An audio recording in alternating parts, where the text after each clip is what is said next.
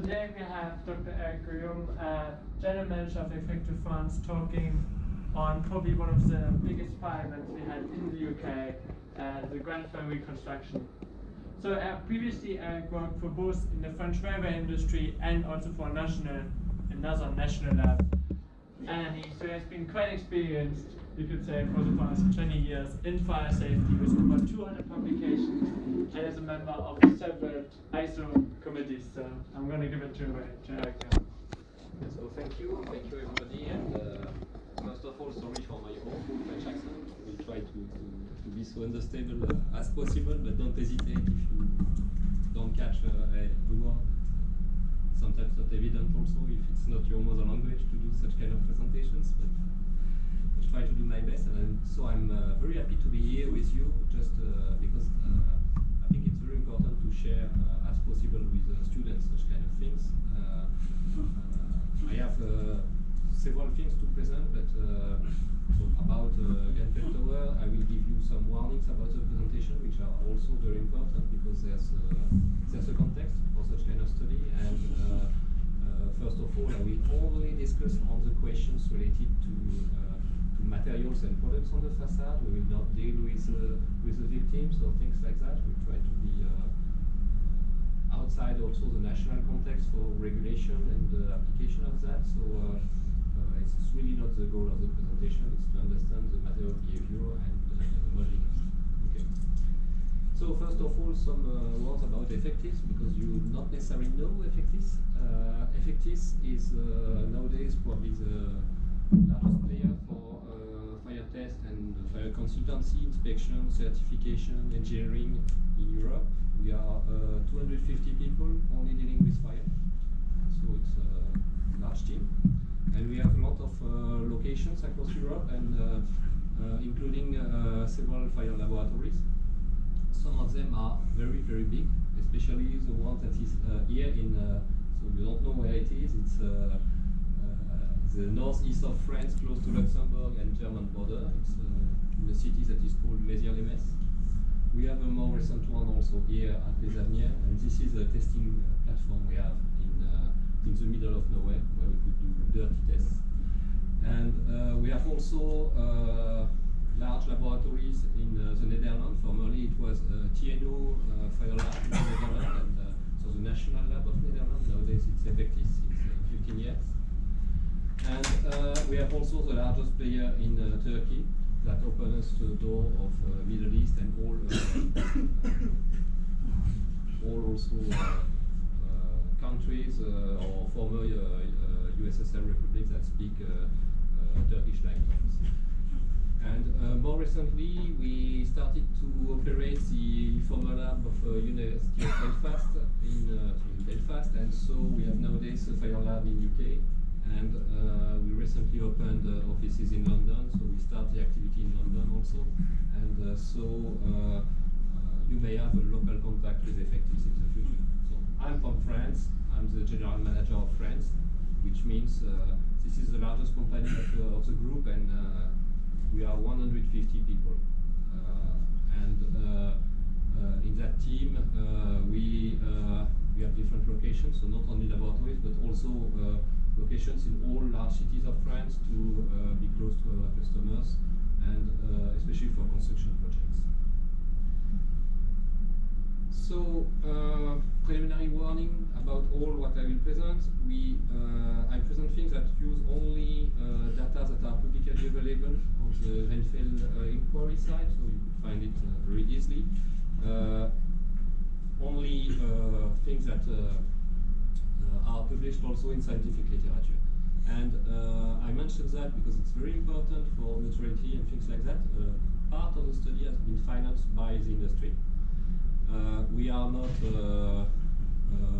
we have not a mandate from our national authorities to make anything about Grenfell. It's a UK problem. We are not a philanthropic organization, so we need to have a customer, and one of the large players of industry asked us to understand what happened. And our only condition to be able to do that was to have a total independence, because they could pay, but the results will be the results.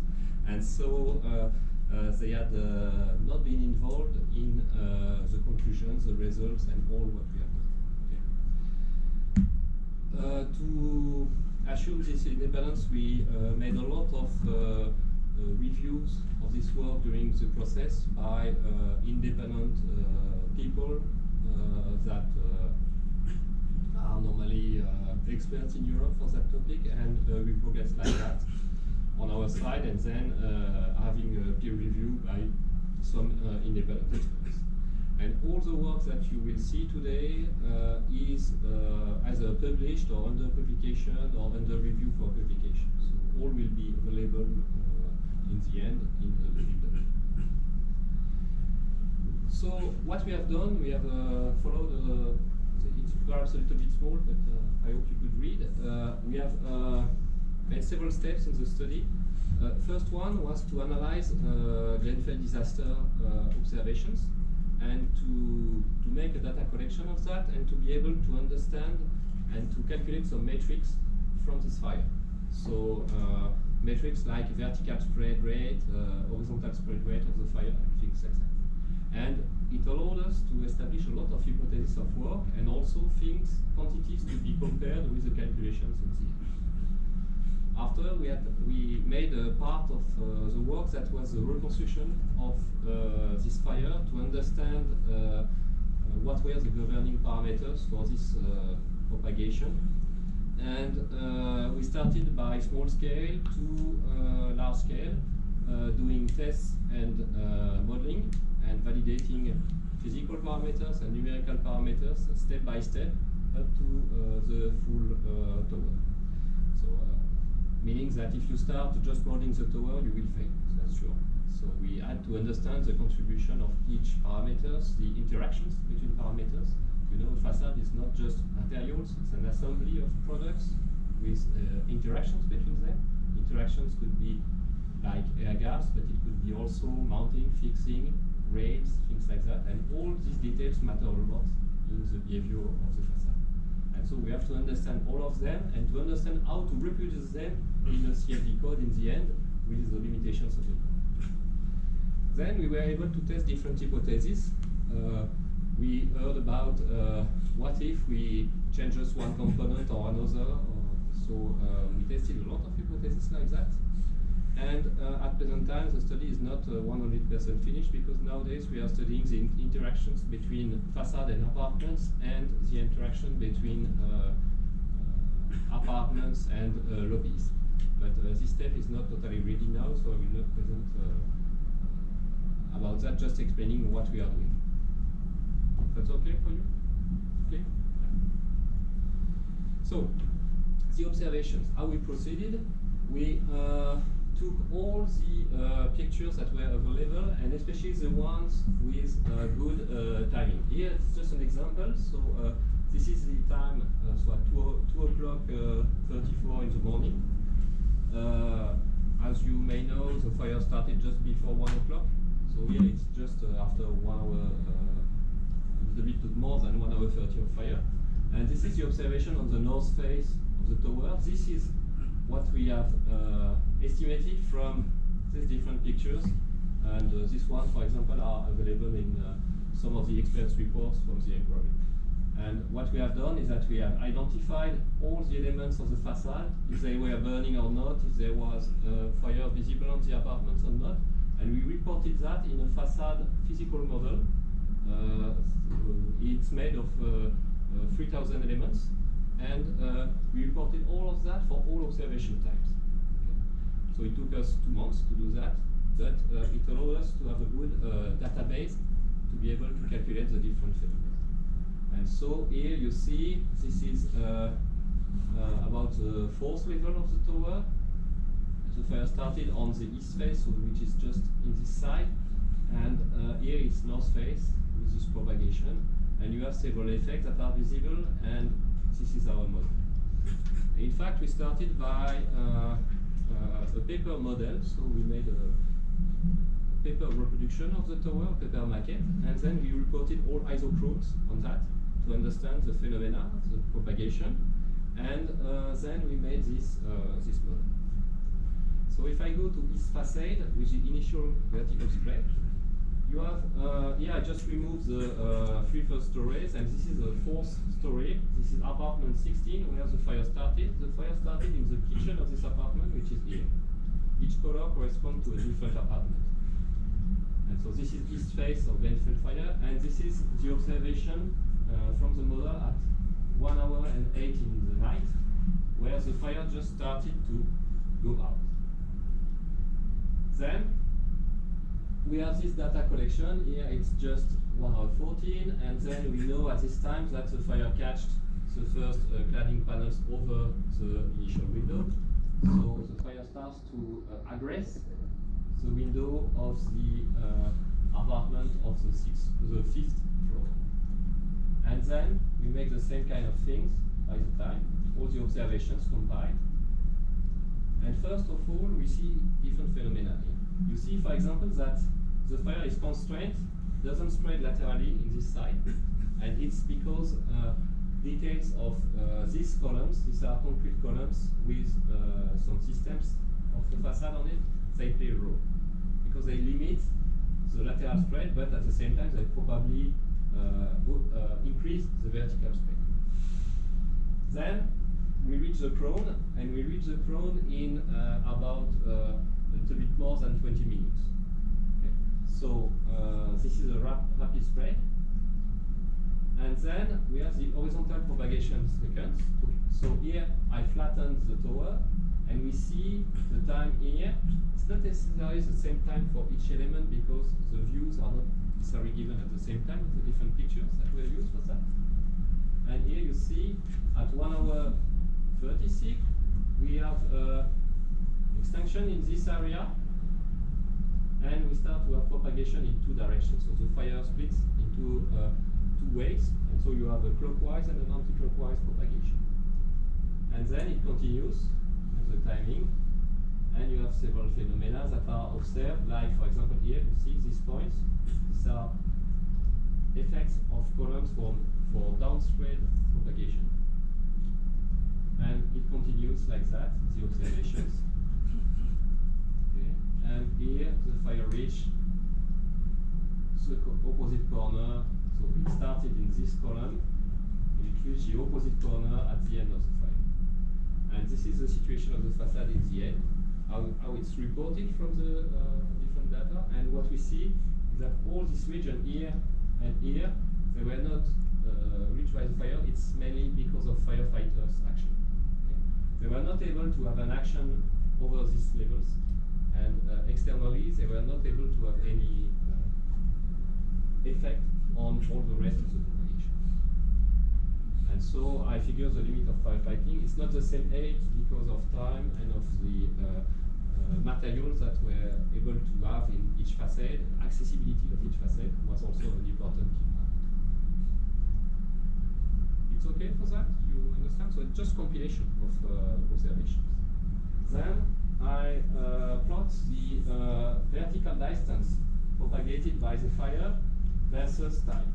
What we see first is that there's a very important latency time between the initial event, when we know that the fire was in the kitchen, the initial kitchen, and the beginning of the spread to the facade. So 400 seconds. We will study that in detail later, but there's a time needed for a fire to start from the apartment, go out, and ignite the cladding.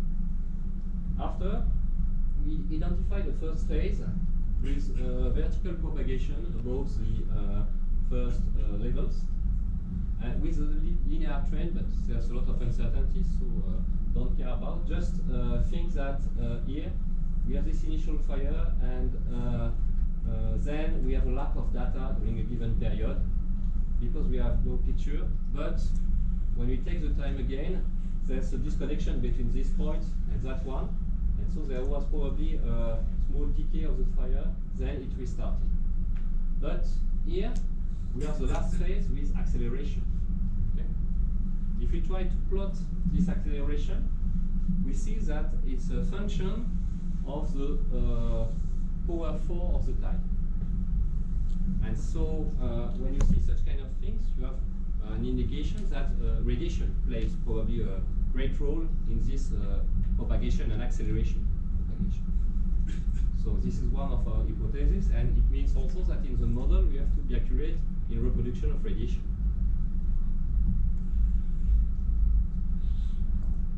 So this is just a summary of what I said, so we will have that on slide. And then we continue the processing of data for the horizontal propagation. And here, this is a view at crown level.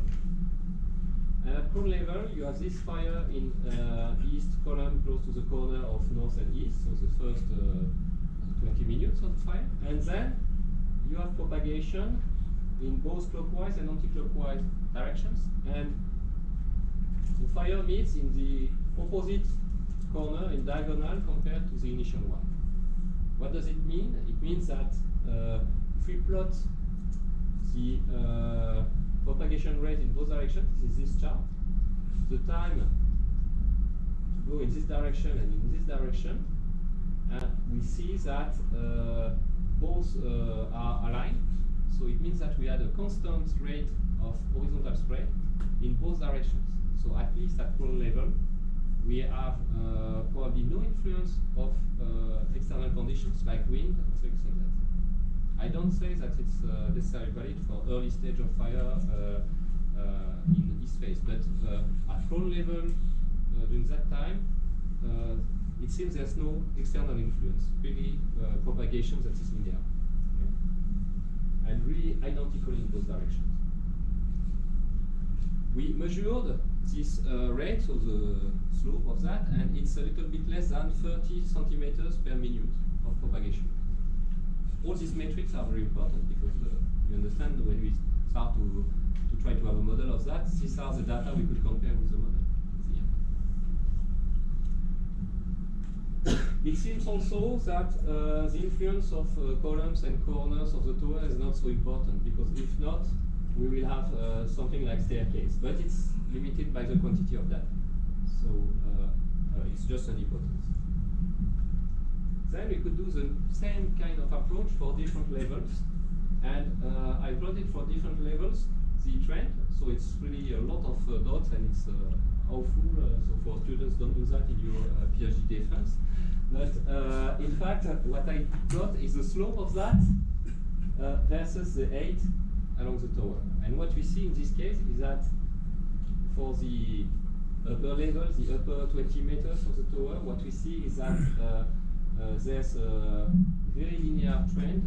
So this is what makes the V shape of the fire. And this is also a quantity that may be very important for the comparison in the end with the model. Are we able to reproduce not only the horizontal propagation at crown, but also the decay of this propagation rate versus the height? And it means also that the propagation probably was so started first by the top and went down. Okay. So this is all for the observation part. So present time, everything is clear. Yeah. Then we start with the construction. So the objectives are to produce the simulation of the Grenfell Tower fire, but as I said, if you try to do that directly, you will fail. So we needed to validate a lot of things step by step. And what you will see is about one year and a half of work of the team. What we have done first is so 4 steps of increasing complexity. First, we have tested a simple model of facade mock-up of 2.5 meters. Okay. To understand the material, product, and interaction between them. And we used a lot of tests that we have performed and already published last year on ACMPA plus different instruments, and also other components like ACMA2.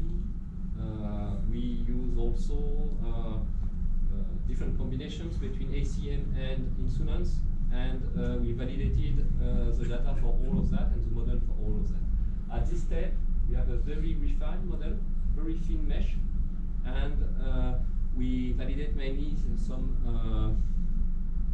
physical parameters of the material.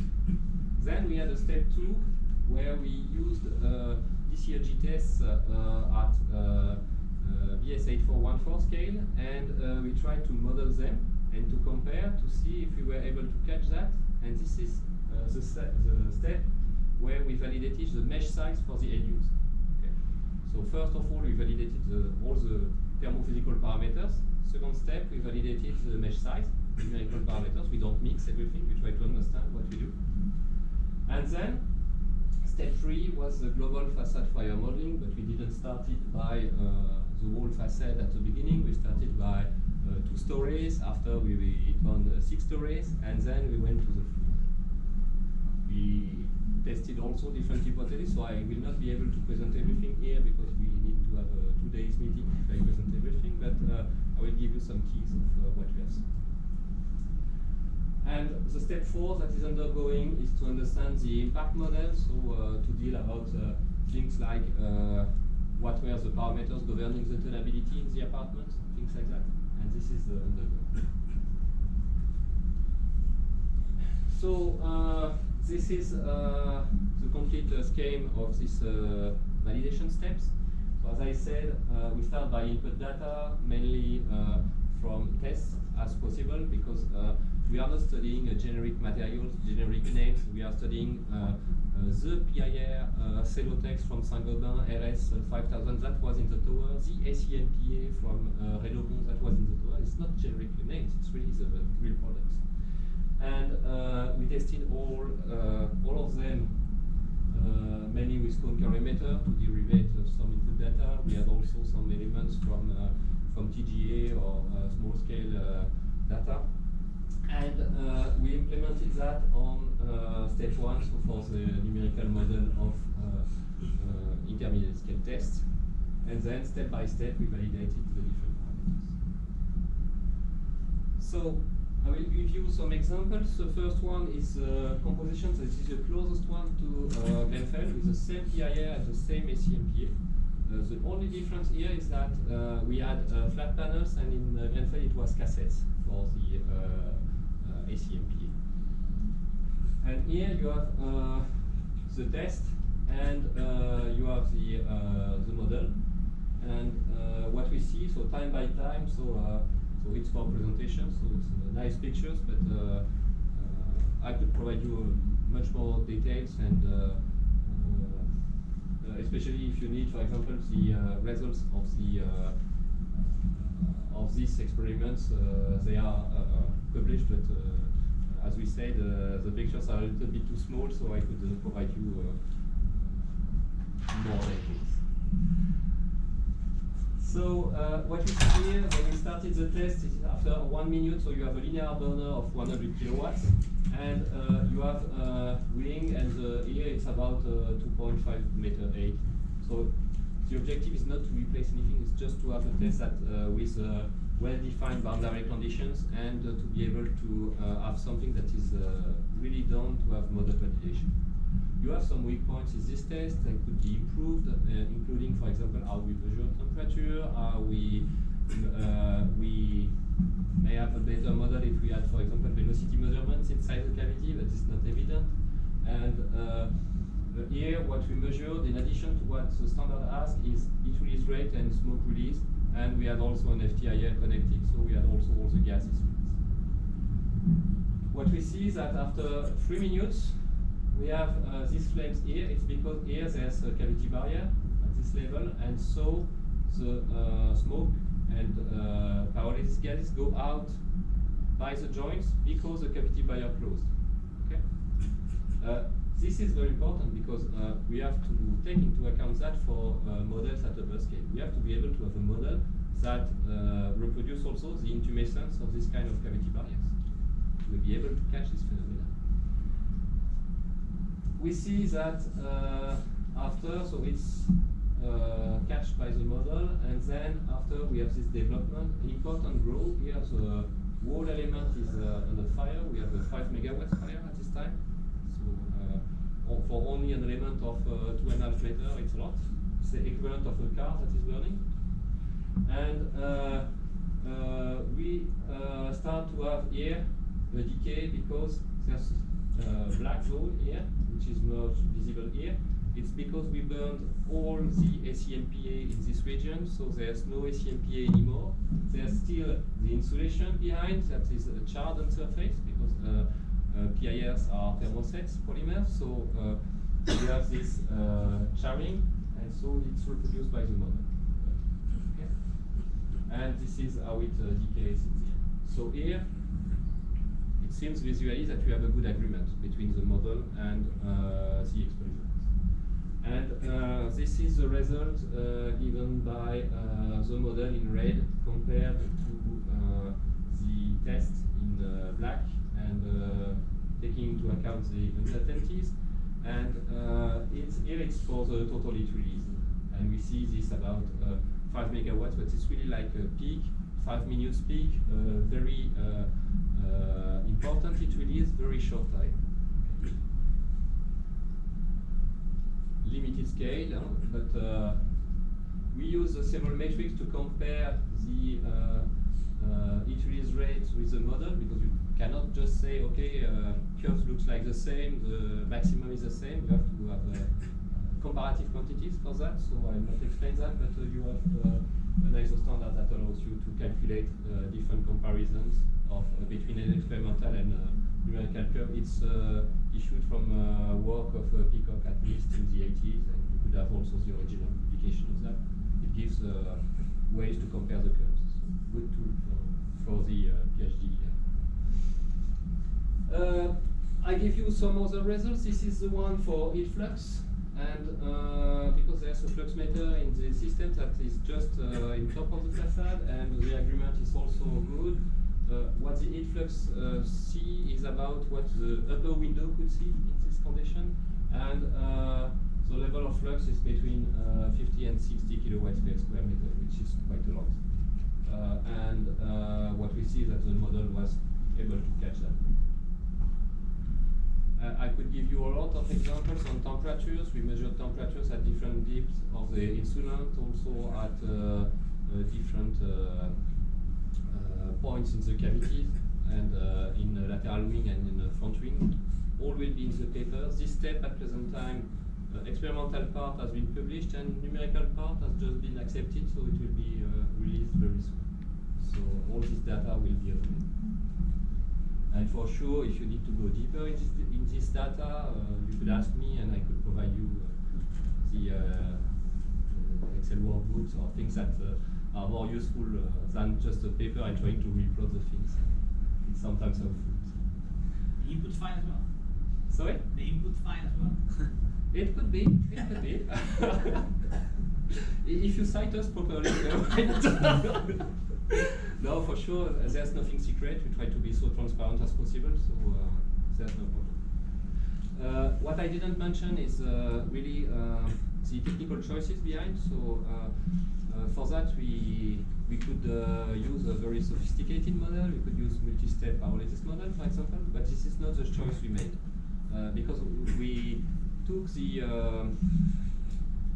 we know that the objective was not, the end use was not to simulate that. We have to have a model that is robust enough, but that is able to be applied to the full tower. And so if we don't want to have 20 years of calculation in the end, we have to make some simplifications. And what we have made is that we used models that takes into account heating of the cladding to the ignition temperature, then heat of vaporization, then mass loss rate that is fixed to 1. And with quantity of combustible in each mesh, so the burn away option of LES. This was a choice. We compared that with pyrolysis model. Probably with a lot of input parameters, more input parameters in pyrolysis model, we could have a better reproduction of that. But for the final use, the calculation costs were too expensive, and we had to accept this simplification. Okay.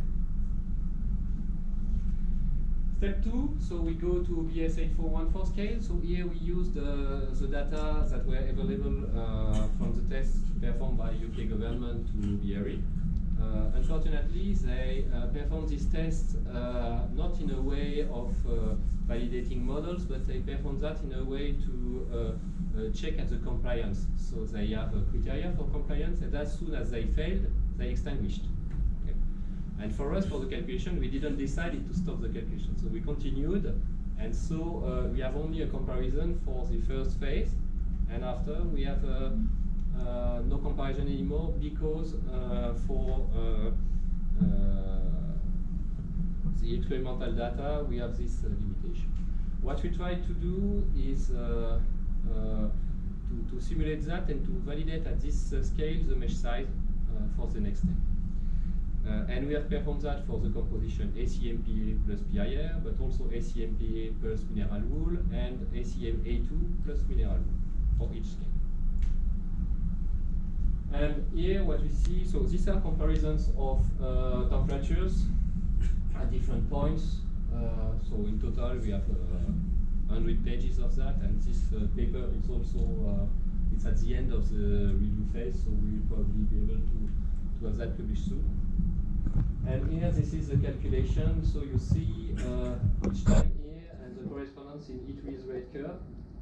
And there's an uncertainty on the wood creep that is used for such kind of tests, so we performed also sensitivity study to that. We performed sensitivity study to mesh size and to radiative resolution, especially solid angles that are used in FES. And in the end, we choose a set of parameters that were able to be applied at upper scale. What we see also here is that, in fact, we reach about 7 megawatts. The contribution of the wood creep itself is between 2.5 and 3.5. So it's not negligible. And in fact, the criteria of failure of test is somewhere here. So it's much before the peak of heat release from the facade. Okay. So yeah. You mean that these facades fail? Yes. Reach the criteria before the wood creep reach the yes, exactly. And it gave us, so I don't have that in the slide, but it gave us also an important point. When you made the sensitivity study to the wood creep heat release rate, we tested from 2.5 to 3.5 megawatts, the wood creep. And the conclusion we reached for this system, and I say for this constructive system, not necessarily, so the generalization is dangerous, but for this system, it's just shift the time. Okay?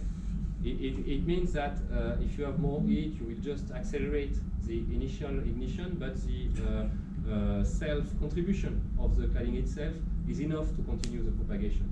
In fact, at a given time, you could remove the creep, it will not change the results. This is totally specific to this system. If you take another kind of system, you will not necessarily see that. That's why it's very dangerous to have general conclusions on such kind of things. But what it means is really that as soon as... So Eric, I'm going to shut up after. Are you saying that this facade is so flammable that it's self-sustaining the fiber? Yeah. That other facades might be combustible, flammable, but not self-sustaining. Yeah, exactly. Because very often you will have contribution in the region where you have the initial flame from the creep that will attack the facade. You could have small grow and stop because you have less energy when you go at a longer distance from the initial source. But here in this case, the energy is given by the panels themselves. The panels that are burning are creating and propagating for the initial one. And it's really, I would say, so bad and so flammable that you have this effect. Did you look at any of the DCLG tests where there was less burn? Sorry? Did you consider any of the DCLG tests where there was less burn? Exactly. We made the same thing. So for ACM PA plus mineral wool, and in fact you have the same thing at both scales. And we made the same with ACM A2 plus PIR, and here it passed the test.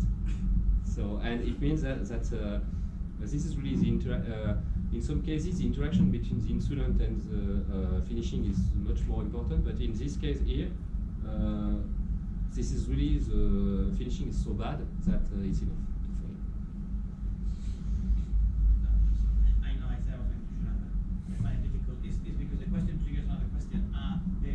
test, Yeah. they're stopped Yeah. when the criteria is met and you continue.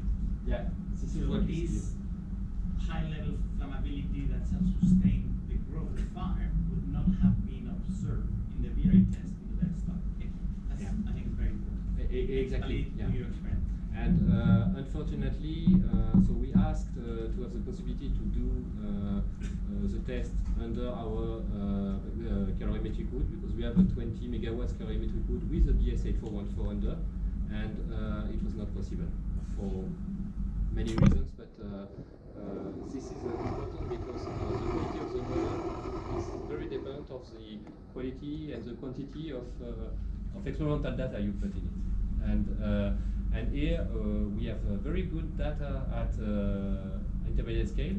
We have not so good data at BS8414 scale, and then we have just to the comparison point at observations from the tower compared to what we have. So normally the last paper of the series we planned is all the limitations of what we have. And it's strange to do papers on what works and what doesn't work, but I think it's very important, because all that I show to you, you have not to take that as a truth. It is the truth that don't exist for that. It depends on the quantity of information you put on your model. So we try to do the best with the time, the money, the conditions we had, but perhaps in 10 years, or perhaps when you will work, you will do better because you have other tools, other data, and so it's important to have not a view of something that is totally perfect or totally finished. Okay.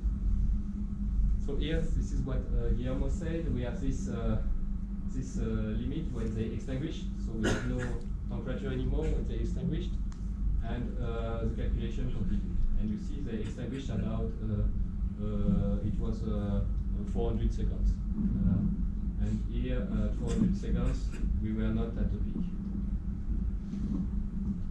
And this is when they just extinguish, you have this view on the cladding. So you see, in fact, the quantity of combustibles that was involved at that time was quite limited compared to the quantity of ACLPA that was available. And this is what the code gave us at the same time. So here it will continue after, but at the same time as the moment when they extinguished. And this is a pattern where we have reached the initial temperature of the cladding. So identify that at least the behavior of the model was similar to what was possible to see, but as I said, this DCLG test, you have only a few temperatures that are the ones that are requested in the regulation, and we would have preferred much more quantitative data for model validation. And here, this is when you remove the cladding, and we see some effects, for example, and some things that are well reproduced under the cladding about behavior of the insulant, and so on. And this is on small wing. Okay. You have the cavity barriers here. You see these incandescent cavity barriers, and at that time they didn't necessarily react in this region, but we see that they reacted. So here we have a data set, we have a model, we validated the mesh size, we validated the parameters for the materials, and then we went to studying the initial fire in the apartment. This is how apartments in Grenfell Tower were made, at least apartment 16, where the fire started, and you have the kitchen here, living, and 2 rooms. And what happens is that we know for sure that the fire started in this kitchen and was in this kitchen. We could have plenty discussions between experts on what was burning, if it was a fridge, mini fridge, if it was other things, but in fact you will see in the end we don't care. Why we don't care? Because we made the study of different situations of fire here. Here you have a sliding door also to the living, and we tested if it was open or closed. And in the end, our conclusions are even the same, whatever the scenario was. So this is the implementation of the model, and you see the reproduction of the different elements. And we tested these 3 scenarios here, what I present, and with different conditions of ventilation and of items that was initially burning. what we have is that we have such kind of patterns on conditions of temperature along the window. And here normally you have a kitchen fan. And this kitchen fan is made mainly of PVC materials. And we see that very quickly we reach conditions of temperature in this region that allow fire to attack this kitchen fan, and after attack also the window frame a little bit later, and so the fire could go out. For the three scenarios we investigated, even if you have a small fire in the kitchen, something like 300 kilowatts, it's enough to have critical conditions to the window.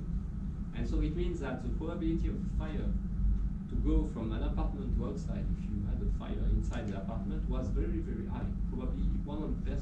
So this transition was very certain, and it's really a weak point. And so we needed to validate and to understand better how the phenomena occurred from this kitchen to the outside. And after, the question is not only why the fire reached the facade, but also why it re-entered into the other apartments. And so we had to validate this point. So how we made? We validated several single points, and the first one we studied was the one related to windows. And this is the structure of windows, and we made FEM modeling. So here, this is a glass, double glass. Here, in yellow, you have polyamide thermal breakers, and you have, this is a fixed frame, external and internal, and this is the moving frame, external and internal. What we have in green here is aluminium. We had to have a very detailed model, including, for example, all these cavities makes propagation of heat also by radiation. So we had to have a conductive and radiative model for that. And we made calculation of all the combinations between boundary temperature at boundaries and conditions of windows, open, closed, tilt open, all the conditions that were possible, fire from the outside, fire from the inside. In all cases of what we have studied, so there's a specific paper just on that part. And in all cases, we have failure of the windows by separation between inner and outer frames, because in fact you have an overheat at the level of these thermal breakers here. So at the contact between aluminium and polyamide, and before melting point of aluminium, you have destruction of this polyamide and so separation of the frames. This is one of, this is perhaps not the unique mode of failure of the windows, but it was one that we identified as probably the earliest in all conditions. And so it means that you don't break necessarily the window, because the window that fails. And here this is when it was tilt open. And in all cases, remains that between 3 and 5 minutes of fire exposure, you have failure of the window, and so possibility of the fire to go in.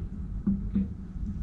And if you look at what we saw previously at the experiment test and the heat you had from just 1 or 2 panels that were burning, you have sufficient heat from one panel just below the window to produce conditions of fire to enter into the apartment. So you have this propagation in chain that is very large.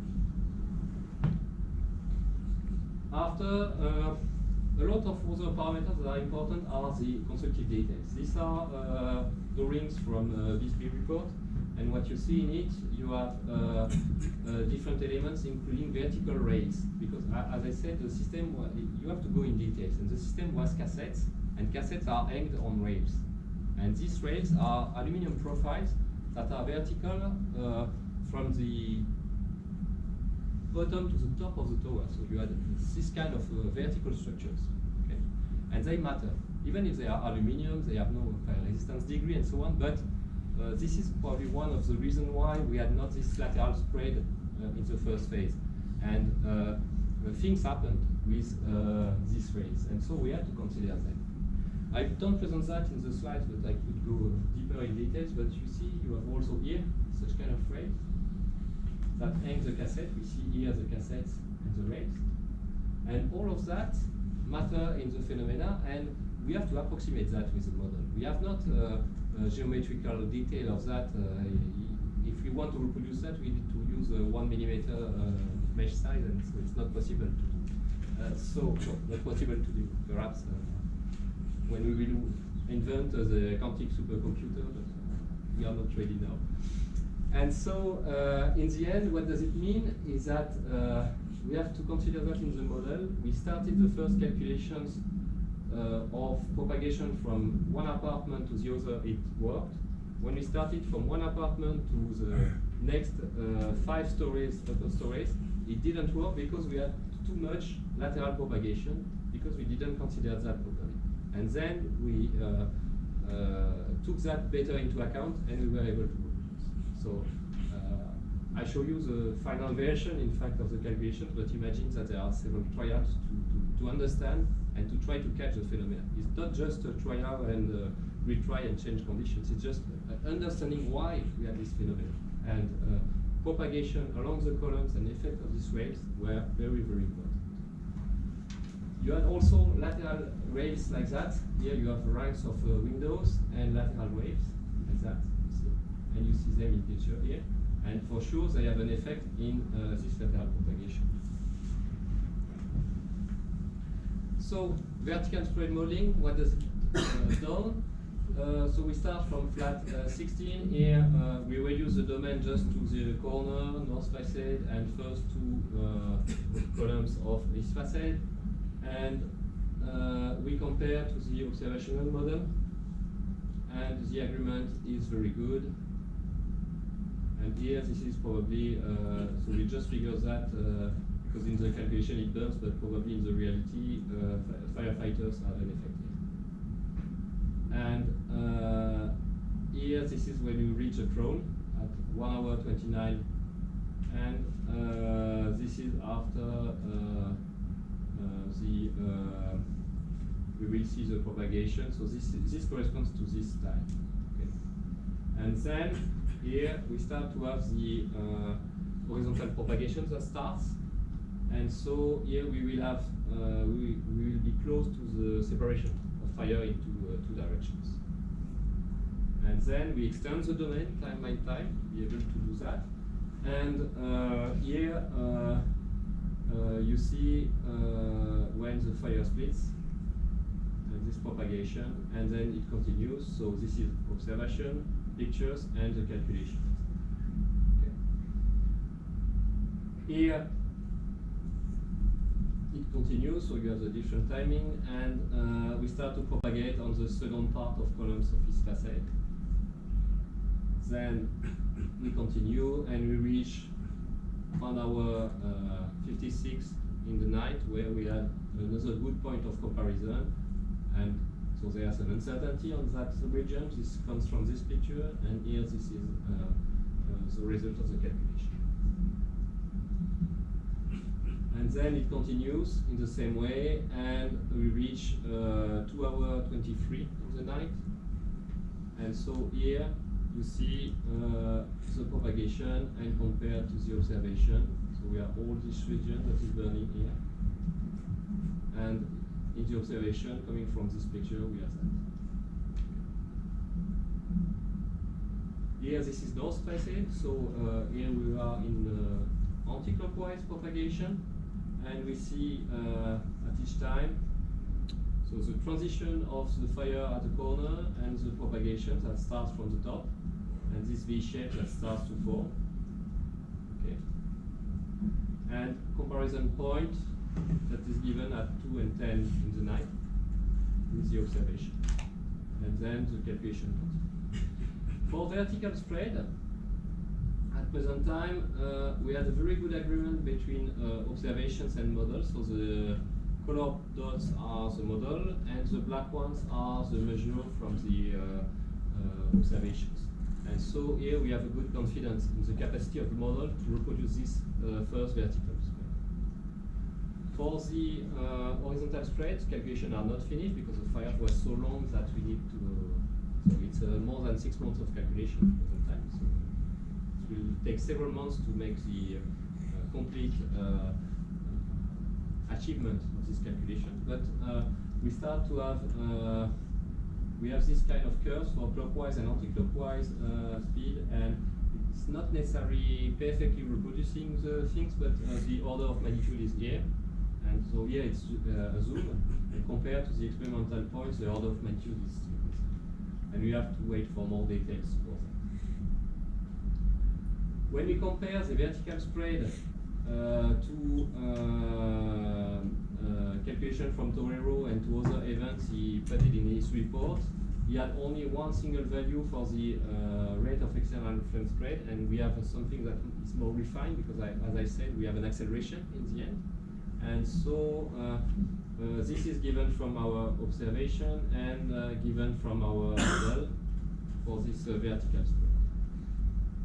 And here, when we go with this model, we are able to catch when failure of windows occur for each apartment and each window of each apartment.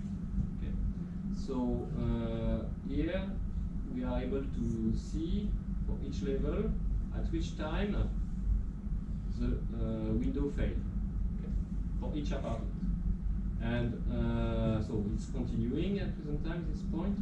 And for that, we had 3 points of comparison given by witness of the fire that gave us the time when the fire entered their apartment. And it correlates for this east column of apartments X6, the time when the fire entered their apartment. So, we have a given confidence in the different hypotheses. Then we started to study what happens if we had changed one criteria. So we don't want to go in the assessment procedure of UK if it was good or bad, or we just want to see what if we replace, for example, the PIR with a mineral wool, or what if we replace, for example, the ACMPA with the ACMA2. Okay? We know that there are existing towers with the same system and so on, so what to do with them? So, first hypothesis, we change PIR by mineral wool, and we make the calculation. And here, in the end, it doesn't change anything. We have the same result. This is what you see here, the propagation compared to the observation. So it means that ACMPA drove the things. It's not, if you change the insulant, if you put a non-combustible one, for this specific case, the cladding is so bad that it doesn't change the conclusions. Okay? It's not generalized. It's really for this material, this condition, and on the basis of the data set we use also to validate the model. So there are also some variations. What if we just replace this famous ACMPA by an ACMA2? And here, compared to the model, we have no propagation. So really, we confirmed by this calculation and validation of this calculation that the governing point was this material, this product. I don't understand the slide. Oh yeah, this is the observation from the real fire, these two slides, at T0 and after 20 minutes of fire. And this is a calculation for the same case, but when you just replace the ACMPA with A2. So we see nothing because it does not ignite. It does not ignite, or it contributes a very few here, and I didn't present it here, the validation steps for ACMA2 plus PIR, but I could show you the curve. You will see that normally the model was I would say safer than the experiment. For that, we had a higher estimation of heat for example, than the reality for this combination. So did you reproduce the DCLG test for those combinations? Yes, also. Yeah. DCLG and the intermediate scale. Can you now remind me, the PE PCM, did it pass the test? PIR, ACM, it passed, I think, with the... It was a borderline pass, right? Yes, I think. These were the two that were borderline, which were this one and the, they made also a phenolic plus ACMA2. And an interesting point is that in the first test campaign we also studied ACMFR, and we excluded them from the rest because we think it was too variable depending on the grade, on the conditions, and what is FR in the end is not evident. So we preferred just conserving the PA that was the one in place and the A2, and excluding all that was not necessarily defined enough in the middle. So what if no cavity barriers? We had yes. Oh, sorry. I was actually going to ask about how you were implementing cavity barriers. Yeah. So you can talk about it. We gave a threshold of activation, and so we validated that by the intermediate scale test. And at this threshold, we had closing of the cavity if it was a 25 millimeters cavity. So we do that sometimes in our studies, but it's a little bit on-off. It's not necessarily reproducing the time you have to have this phenomena. So it's one of the limitations. So for the paper limitations, it will be one of the things. But we tried also, because there was some debates about if you had defaults or not in the cavity barrier, so cuts in some places. We didn't found that it influenced a lot. What we found is just what I show here. If we compare the model with and without cavity barriers, just removing the cavity barriers from the model, we have an increase in the propagation rate. Okay. In fact, phenomena occur earlier.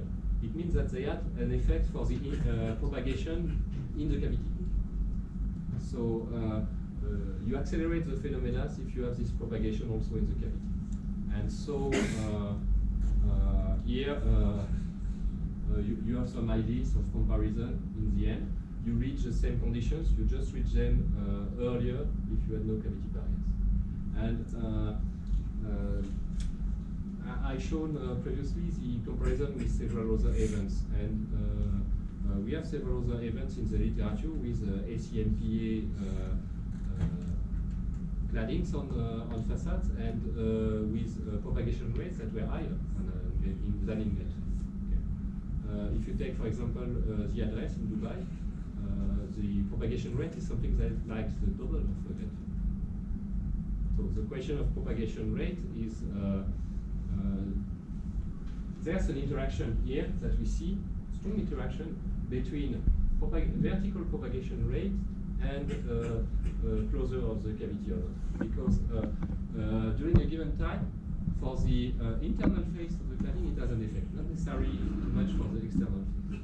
But at a given time, as I said, these are thin materials, so you burn them, you make a hole, and so you have repenetration through the cavity. And was that repeated in this model? Did you have burnout of the rain screen, the ACMPE? Yeah. Did you have burnout? Did that fall away? Yes. We this is what I showed from the intermediate scale, where you have these holes that forms in it. We reproduce that in the model. So we use the burn away option and the right quantity of polyethylene. And this is a point that is not evident to validate at the beginning of the model, to have the right behavior for that and the right opening. So that's why I simplify here what we have done, but for sure it's very important. And here really we see that the cavity barrier has an effect. We cannot say it's 100%, it's good, it's bad, it's just that it has an effect. Okay. For sure, the more you put defaults in cavity barrier, the more you will be close to the model without cavity barriers. So the truth is probably in between. And this is what we see, the propagation rate. So you have the same propagation, but much earlier. And compared to the past events, we reach conditions here that are similar to some other events with such kind of system. One that is cited here is the Mermoz Tower. It was in Roubaix in 2012, and it's decorative panels on balconies that catch the fire, so that you have nothing to protect, both sides exposed, and you have this very important rate. Okay. It's not really the facade that is burning; it's decorative panels inside of the balconies. So we tested also what if just PIR as, for example, at work time, and here in this condition we have not necessarily propagation. We have contribution of this region, but it burns the surface, it shards, but it doesn't pass to the level after the windows. And so nowadays I will go quickly on that because, as I said, it's not totally validated. It's the thing we are doing at present time. We try to understand the interactions between the facade and the apartment. What we know from the columns of apartments in each facade, the first column apartments X6, is that everybody in this apartment saw the fire at their windows and left. So there's no victims on this series of apartments. But the entrance of smoke inside the apartment had a contribution to the future tenability conditions inside. And so we tried to understand the interactions between facade and the apartment in terms of smoke and heat. Okay? Here, so necessary here it's limited by mesh size, but we are under validation by thinner refinement of these regions to understand. But here this is just a raw model to understand. We have smoke that is going in and out by the different windows, and it's not necessarily the same phenomena from one window to the other. And we are also taking into consideration at present time the vitiation inside the apartments to see what are, for example, the yields of gases from the inside and outside that we have to consider. We will have so many possibilities than we could find experts and data, and also for the toxicity models we could use. We have so many toxicity models as you have experts in this domain. So the difficulty we have is, or the question how we put that on the table is, whatever the model we have, whatever the yields we use, does it change the conclusions of it? And this is what we are trying to do. And we see that at present time, so it's first attempt, but the tenability conditions in these apartments are, so all smoke is toxic, don't care about that, smoke is smoke. And in all cases, it seems that the contribution of the contents of the apartments are really rapidly governing the things. Because as soon as you start to have a fire inside the apartment, you increase the pressure inside the apartment.